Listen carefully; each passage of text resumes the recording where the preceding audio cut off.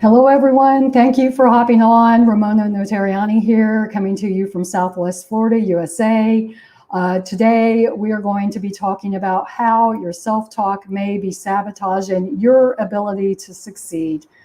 As you are hopping on here, let me know where you're tuning in from. Drop in the comments your city, your state, your country. I just love seeing everyone from around the world. It's so interesting to see where everyone is tuning in from.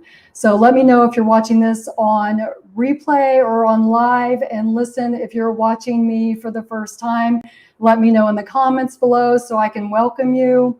If you decide at any point during this live to share this and give some value to some other people, just let me know in the comments. And that way I will know that you shared it, and then I can give you a shout out.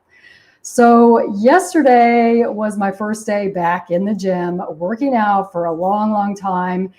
We did a boot camp style training, and it was really hard. And today my arms are really sore because it was upper body arm day.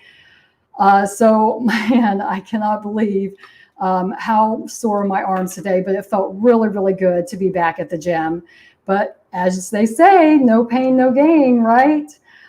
Now let's get into our topic, how your self-talk may be sabotaging your ability to succeed. So I have been reading this book that was recommended by one of my mentors, What to Say When You Talk to Yourself, by Shad Helmstetter. And it was such an eye-opener for me. The author goes on to tell us about his story and how he decided to research what it takes to become successful. You know, life is supposed to offer endless opportunities to fulfill our dreams and a chance to live each day with happiness and success. So have you ever wondered why things don't work out the way that they should, and why we have so many problems getting many of the things that we want in life, and many of the things that we feel that we want from life?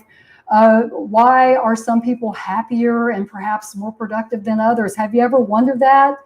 As you know, when we were young, we all had dreams, right? Do you remember some of your dreams when you were young? What did you used to dream of when you were young? What did you want to be when you grew up? You know, was it a fireman, an astronaut, a policeman? Maybe if you're a girl, you wanted to be an actress or a ballerina. So as we started growing up and going to school, getting an education, we started learning all kinds of rules. Oh, those dreaded rules. What we couldn't do. And sometimes we were told to get out of our heads and get our heads out of the clouds and keep our feet on the ground. Have you ever heard that? Get your head out of the clouds and put your feet on the ground. That just is not possible. Your head's in the clouds. Our thoughts and what we say to ourselves are a part of the programming that we received growing up. From the minute that we are born, we are being programmed for either success or failure. And we end up living those things that were programmed into our brain, either for better or for worse. And most of us struggle getting rid of those old programs that were wired in our brains. And we just need to know how to change these programs to improve our lives. In this book, Dr. Helmstetter tells us what we can do about it. So have you ever noticed how there are so many books available about how to be successful?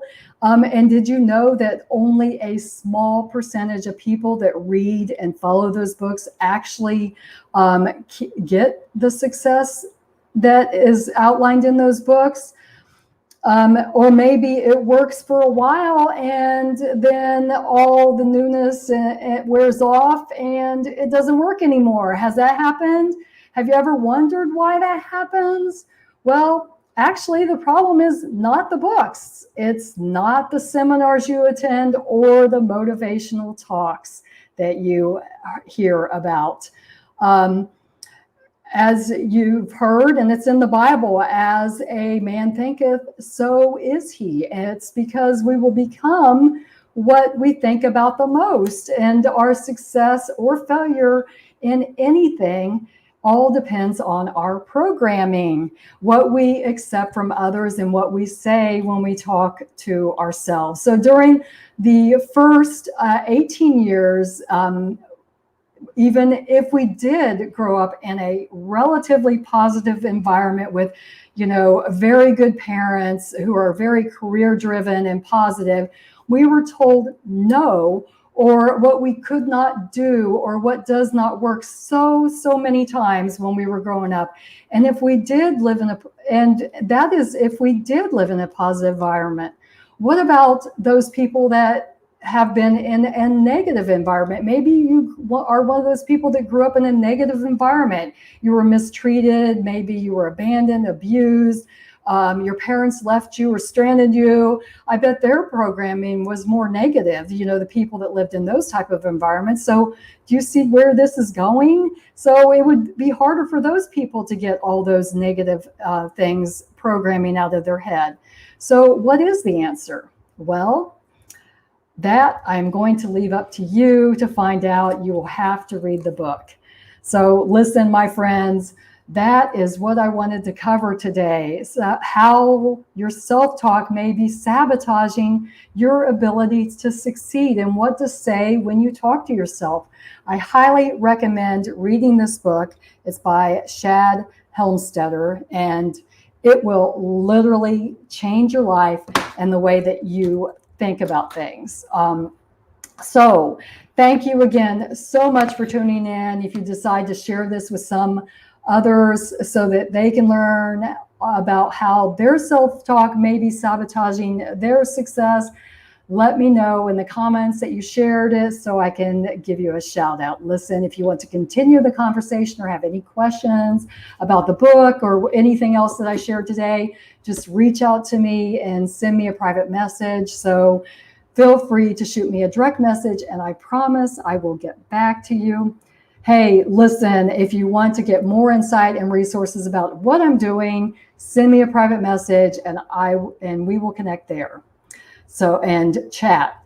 And listen, if you got value from this, let me know in the comments below. I read through every single comment afterwards, and I will comment back. Again, thank you so much for tuning in, and have a great evening.